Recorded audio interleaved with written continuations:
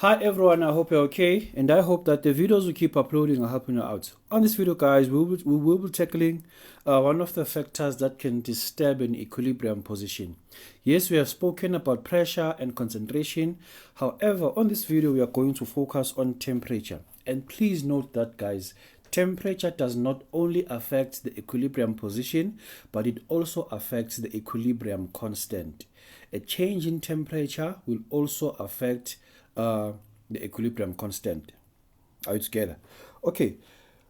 And whenever, guys, we talk about temperature, né, we need to check what kind of a chemical reaction do we have. Do we have an exothermic reaction or an endothermic reaction? Are you together? In this type of reaction, we can see that the change in enthalpy is positive. That means the reaction is endothermic. And an endothermic reaction is a reaction that absorbs energy for it to produce to form products. Are you together? Or we can simply say it requires energy to form product. It's a non-spontaneous reaction. So since this type of a reaction absorbs energy, that means the heat energy will be on the sides, or rather the heat will be on the side of the reactants. Are you together? And obviously for an exothermic reaction, it will be different. Why? Because for exothermic reaction, whenever you form product, you will also produce heat. That's why they say an exothermic reaction produces heat energy, and an endothermic reaction absorbs heat energy. Are you together? Okay, now let's talk about the equilibrium constant. If and only if your chemical reaction is endothermic, or rather the forward reaction is endothermic, that means the change in temperature for endothermic reaction, please note that temperature is directly proportional to the equilibrium constant. If you increase temperature, you'll also increase the equilibrium constant. If you decrease temperature, you'll also decrease the equilibrium constant. That only happens if you are dealing with an endothermic reaction. If your forward reaction is exothermic, please note that the change in temperature is inversely proportional to the equilibrium constant. Once you increase your temperature, given that your reaction is exothermic, that means the chemical equilibrium will decrease. And the opposite is true. If you decrease temperature in an exothermic reaction, the chemical equilibrium will increase. Are you together? Please, guys, do keep that in mind. Né? Do keep that in mind. Okay. Now let's use the Chartelier'S principle to explain how does a temperature affect the yield.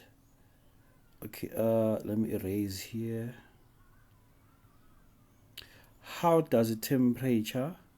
Okay, we have our chemical reaction over there, guys. It's just a titration reaction, whereby I have sulfuric acid and potassium hydroxide. They are being reacted together, and they will obviously form potassium sulfate and water. Are you together, guys? And please, guys, remember that whenever we calculate our equilibrium constant, we will never include water. Why? Because water is a liquid. Whenever we calculate equilibrium constant, we only focus on aqueous solutions and gases. Are you together? Liquids and solids are ignored. Okay. First question: use Le Chatelier's principle to explain how will the concentration of potassium sulfate, which is our product, be affected if temperature is increased. Okay.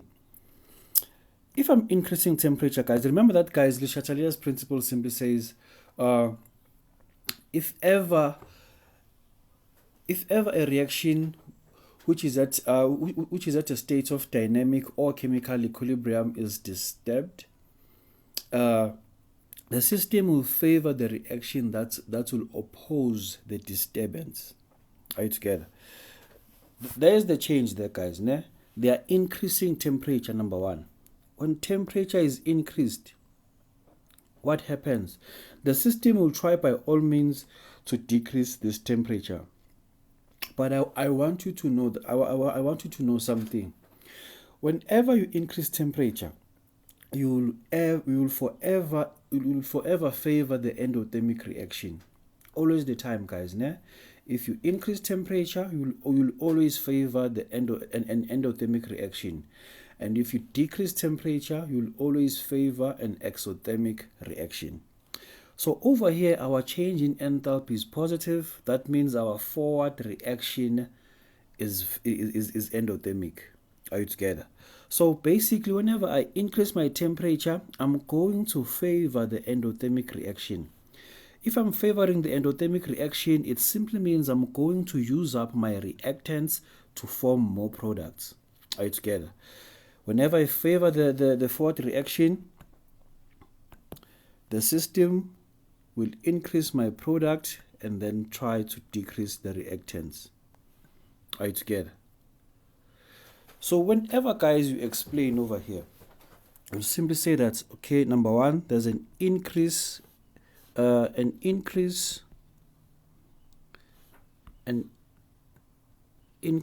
in temperature always favors the forward reaction. Favors, okay, let's say the endothermic reaction right now. Ne? Always favor an endothermic reaction. An increase in temperature will always favor an endothermic reaction. Are you together? Over here, the forward reaction,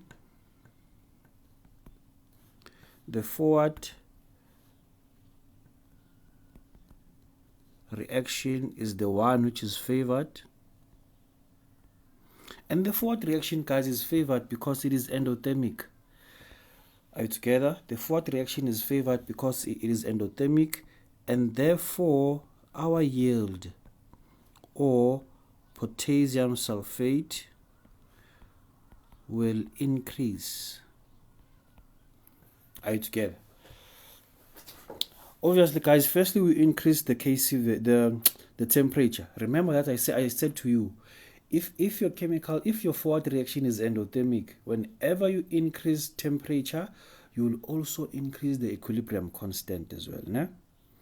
Okay, but they didn't ask us about equilibrium constant. I was just adding that there. Okay, so this is how, guys, you explain by just using the Chartelier'S principle. Né? Just state the change, tell us which reaction is going to be favored, and then conclude on the yield. Okay, and then if, guys, I were to show this thing graphically, remember that, guys, temperature does not it doesn't have an instant effect. Are you together? The reaction container or the reaction vessel will gradually warm up. Are you together? So that's why I will see gradual changes. Remember, I said that the yield will increase. If my yield increases, that means my products, rather my reactants, decreases. Are you together? So this guy over here will have a gradual increase like this and then reach equilibrium again. That means the reactants will also have to have a gradual decrease as well. My reactants should also have a gradual decrease as well. And then we have a state of dynamic or chemical equilibrium again. That's how you're supposed to show this thing on a concentration graph. And then for the rate of reaction, guys, we are favoring the forward reaction. Remember that this blue curve rather shows the forward reaction. Why? Because it started from somewhere at the top there, and then the red one will show the reverse reaction because initially products were not formed. That's why it will start from 0. Okay, since I'm favoring the forward reaction, guys, that means the forward reaction will be the one which will be more affected. So you will have a huge spike over there for the forward reaction, and then the reaction will simply reach equilibrium again. Right, together.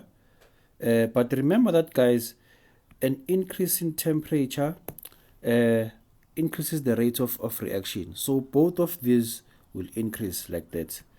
But the reverse reaction will not be fully affected as much as the forward reaction. So this will just be like that and then gradually increase over there. For the rate of reaction curves, guys, they will always follow one another. Are you together? Now let's check what happens whenever we decrease temperature. I said to you, an increase in temperature will always favor an increase in temperature always favors an endothermic reaction. However, a decrease will always favor an exothermic reaction. There's the change over there. I'm decreasing temperature. Le Chartelier's principle simply says the system will try to counteract that change. Are you together? The system will try to counteract that change. By counteracting the change, the system will try to increase this temperature of ours. That means the system will try to increase. The system will try to increase the left hand side of the equilibrium. Are you together?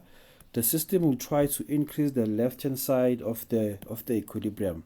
So if ever I'm decreasing my temperature, the system will try to increase the left hand side over here by decreasing this guy over there. Are you together? And hence the reverse reaction will be favored. And it makes sense, guys.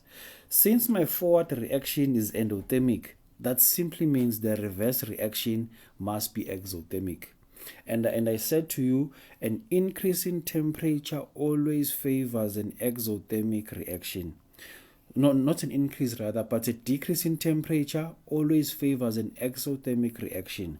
If I decrease my temperature, I will forever favor my exothermic reaction. And in this particular chemical reaction, my forward reaction is endothermic. That means the reverse reaction is exothermic. So if ever I increase temperature, I will favor my reverse reaction. Okay. Whenever I answer over there, I'll simply say a decrease in temperature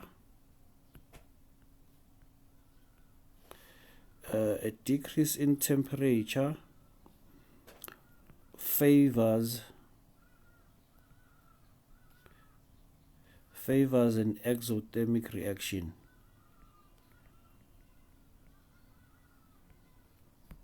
An exothermic reaction, right? An exothermic reaction. In this case, our reverse reaction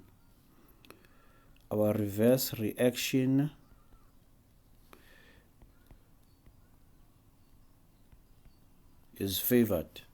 Are you together? And obviously, guys, if you favor the reverse reaction, that means reactants are converted back into products are converted back into reactants. That means the products will be used up, and hence they will decrease, and then the reactants will simply increase.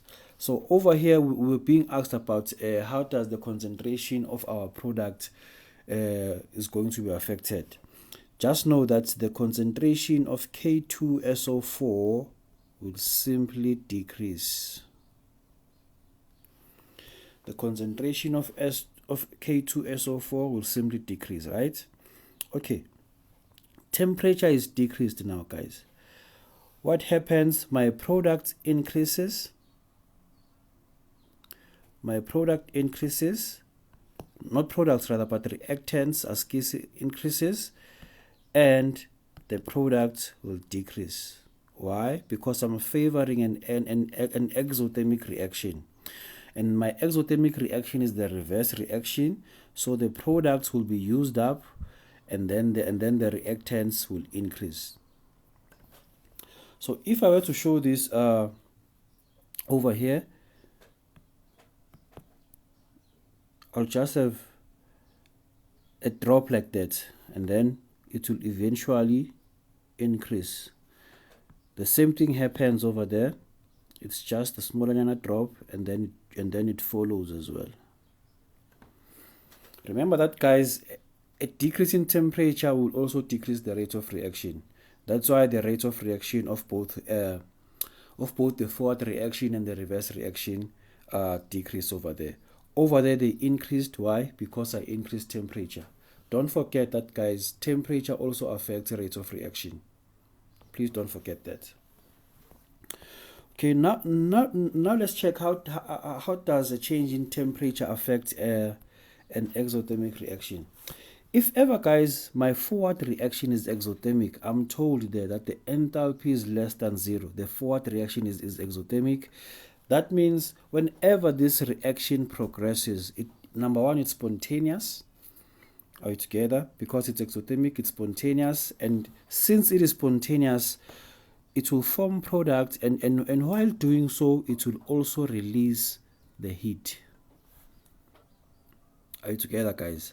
Whenever it forms product, it also releases the heat.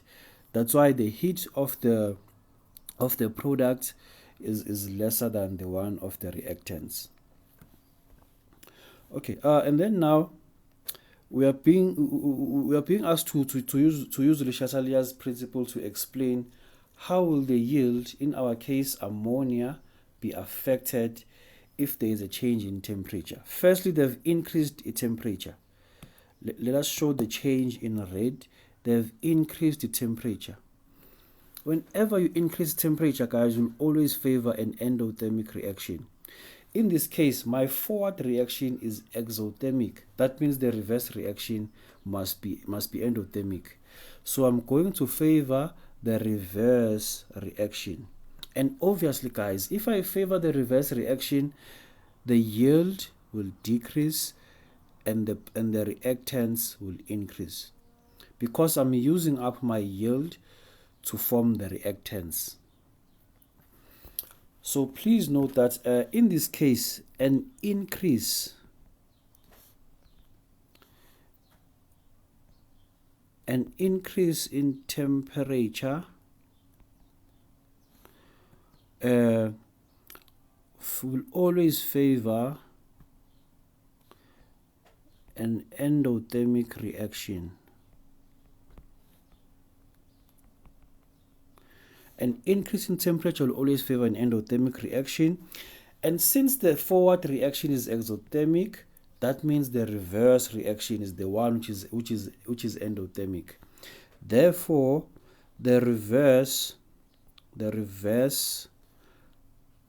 reaction is favored.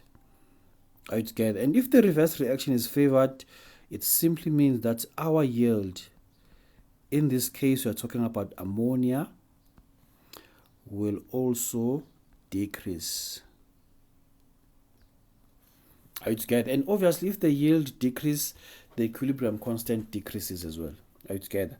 Remember, I told you that if your forward reaction is exothermic, an increase in temperature will decrease the Kc value. An increase in temperature will decrease the Kc value. Yes, they did not ask us, but I want you to keep that in mind, guys. An increase in temperature, if the forward reaction is exothermic, will also decrease EKC, because for exothermic reaction, temperature is inversely proportional to the equilibrium constant. Please keep that in mind. Okay, if I were to show this change of increasing temperature graphically, it would be like this. An increase in temperature decreased the yield but increased the reactants. So the reactants will increase like this. Our reactants will simply increase, but the yield will just decrease. That's how, guys, temperature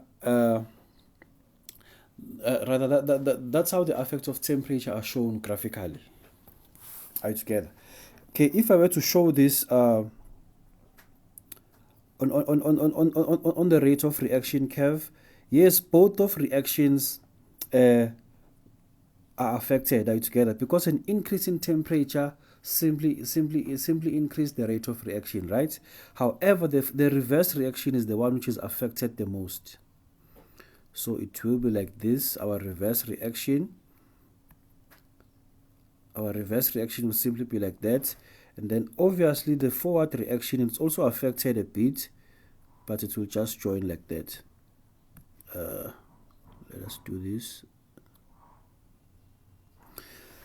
This is how, guys, temperature is shown on the rate of reaction curve. Okay, and then now we are decreasing temperature.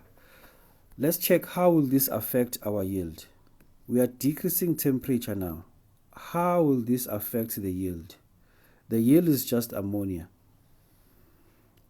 A decrease in temperature always favors an exothermic reaction. Remember that.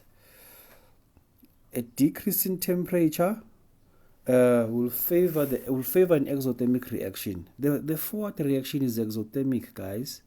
So that means since I'm favoring the forward reaction, I'm going to use up my reactants to form the product and as well as increase the heat. Are you together? So a decrease in temperature will favor an exothermic reaction. In this case, our forward reaction will be favored because it is exothermic, and hence the yield will increase. Nah? Okay, and did I say increase? It's a decrease, right? A decrease in temperature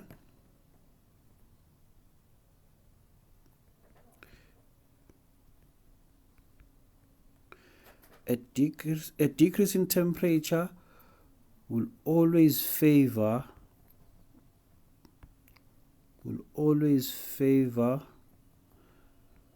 an exothermic reaction. A decrease in temperature will always favor an exothermic reaction, and in our case, guys, our forward reaction is the one that is exothermic. So the forward reaction is favored. Forward reaction is favored, right? And hence the yield, which is ammonia, will increase. And hence the yield will increase. Are you together? By changing, by decreasing temperature, we are simply favoring the forward reaction. Nah? And if I favor my forward reaction, the yield will simply increase like this. However, the reactants will just have a decrease. The reactants will just have a decrease. Are you together, guys?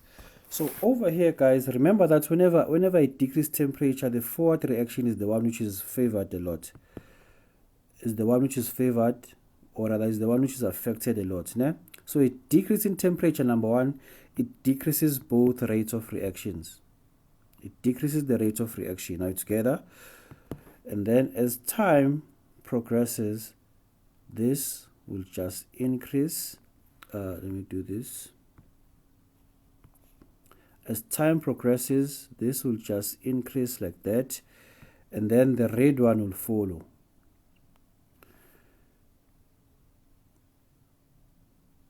This will just follow over here. So this is how, guys, you show a temperature on your curves. Are you together? So if you have something like this, just know that it's temperature. Are you together? And over here for the concentration curves, if there's a gradual change at equilibrium, please do know that we are dealing with temperature. Either temperature has increased or decreased.